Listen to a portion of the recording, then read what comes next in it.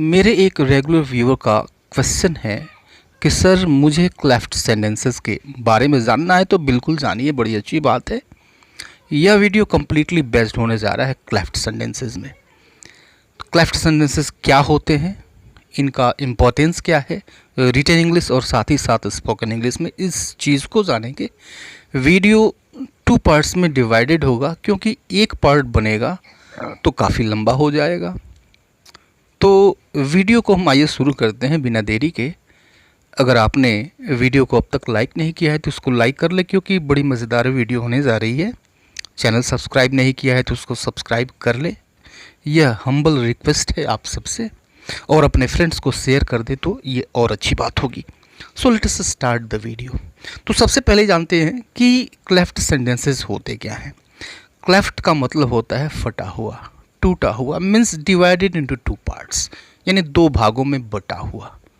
ठीक है, cleft means split, फटा हुआ, टूटा हुआ। अब इस सेंटेंस को लीजिए, निकिता सोल्ड हर हाउस, यानी निकिता ने अपना घर बेच दिया। ठीक है, तो अब इसको हम 2 तरीके से कह सकते हैं। इसी चीज़ को हम 2 तरीके से कह सकते हैं, 2 और दूसरे तरीके से। It was Nikita who sold her house, यानी यह निकिता थी जिसने अपना घर बेच दिया। ठीक है, या फिर इसे हम ऐसे कह लें कि निकिता ने ही अपना घर बेचा। ओके, इसकी हिंदी लगभग ये होगी, एग्जैक्ट हिंदी होगी, यह निकिता थी जिसने अपना घर बेच दिया। ठीक है, इसको हम दूसरे तरीके से भी कह सकते हैं, it was her house that Nikita sold. It was her house that Nikita sold, यानी यह उसका घर था जिसे निकिता ने बेच दिया। राइट, तो यह इसकी एग्जैक्ट हिंदी है। लेकिन हिंदी में हम इसको ऐसे भी कह सकते हैं, निकिता ने अपना घर ही बेचा। ठीक है, तो आप कहेंगे कि एक ही सेंटेंस जो है इसको 3 तरह से सीखने की ज़रूरत क्या है। राइट, एम्फेसिस के लिए। अब यहाँ पर देखिए, इन दोनों सेंटेंसेस में 2 अलग अलग पार्ट्स हैं। ठीक है, 2 अलग अलग क्लासेस हैं, यानी एक ही सेंटेंस को, निकिता सोल्ड हर हाउस को हमने 2 भागों में ब्रेक कर दिया, तोड़ दिया। 2 सेंटेंसेस में इसको तब्दील किया 2 क्लासेस में तब्दील किया और इसको एक सेंटेंस बड़ा सा बना डाला। ठीक है, ऐसा क्यों किया गया? ऐसा इसलिए किया गया ताकि एम्फेसिस पैदा हो सके। ठीक है, इट वॉज निकिता यह एक पार्ट है और हु सोल्ड हर हाउस यह दूसरा पार्ट है। ठीक इसी तरह से इट वॉज हर हाउस यह एक पार्ट है, दैट निकिता सोल्ड यह दूसरा पार्ट है। ठीक है, ये 2 पार्ट हो गए, मीन्स क्लेफ्ट हो गए, स्प्लिट हो गए। इसलिए इन दोनों सेंटेंसेस को हम क्लेफ्ट सेंटेंसेस कहते हैं। जैसा कि मैंने बताया कि इसको एम्फेसिस के लिए किया जाता है, वाक्य को थोड़ा सा प्रभावशाली बनाने के लिए किया जाता है। ठीक है, अगर हिंदी में कहें तो पहले वाक्य का अर्थ है निकिता ने अपना घर बेच दिया। ठीक है, इसमें एम्फेसिस नहीं है। राइट, यह प्रभावशाली सेंटेंस नहीं है, एक प्लेन सेंटेंस है। ठीक है, लेकिन अगर आप स्ट्रेस देना चाहते हैं निकिता के ऊपर ही, तब आप कहेंगे it was Nikita who sold her house, यानी निकिता ने ही घर बेचा अपना, किसी दूसरे ने नहीं। इट वॉज निकिता, यह निकिता थी जिसने अपना घर बेच दिया।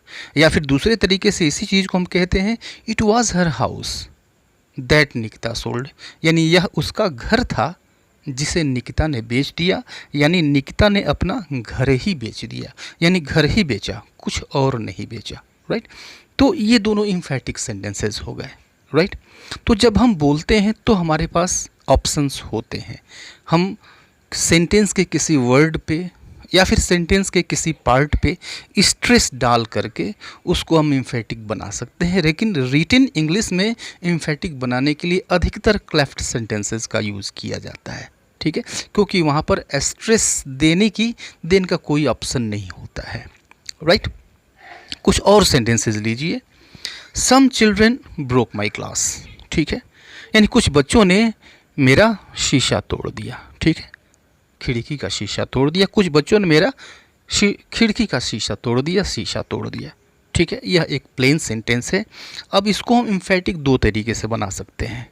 राइट, क्लेफ्ट सेंटेंसेस में चेंज करके, it was some children who broke my class, it was some children who broke my class, यानी ये कुछ बच्चे थे जिन्होंने मेरा शीशा तोड़ दिया। ठीक है, तो ये क्लेफ्ट सेंटेंस हो गया। इट वाज सम चिल्ड्रेन एक पार्ट हो गया, हु ब्रोक माई ग्लास ये दूसरा पार्ट हो गया। या फिर इसको मैं ऐसे भी कह सकते हैं, ग्लास के ऊपर स्ट्रेस डाल करके कैसे, it was my glass that some children broke, यानी यह मेरा शीशा था जिसे बच्चों ने तोड़ दिया। तो ये दोनों क्लेफ्ट सेंटेंसेस के एग्जाम्पल हैं। रिटन इंग्लिश में इसका काफ़ी ज़्यादा यूज होता है, स्पोकन में भी होता है, लेकिन रिटन की अपेक्षा कम होता है, क्योंकि रिटन में स्ट्रेस देने के चांसेस नहीं होते हैं, बोल करके स्ट्रेस देने के चांसेस नहीं होते हैं। स्पोकन में बोल करके स्ट्रेस देने के चांसेस होते हैं। ठीक है, आइए कुछ और एग्जांपल्स देखते हैं, कुछ दूसरे तरीके से इट के बजाय। जैसे देखिए, एक प्लेन सेंटेंस लीजिए, I need a pen and paper, यानी मुझे एक पेन और पेपर की आवश्यकता है। प्लेन सेंटेंस है। अब देखिए, इसको क्लेफ्ट सेंटेंसेस में चेंज करके एम्फेटिक सेंटेंस बना दीजिए। इसको हम कह सकते हैं, what I need is a pen and paper. What I need is a pen and paper, यानी जिस चीज़ की मुझे ज़रूरत है वह है पेन एंड पेपर, यानी एक पेन और पेपर। या फिर दूसरे तरीके से इसको एम्फेटिक बना सकते हैं, क्लेफ्ट सेंटेंसेस में चेंज कर सकते हैं, all I need is a pen and paper, यानी सिर्फ मुझे एक पेन और पेपर की ज़रूरत है। Okay, right.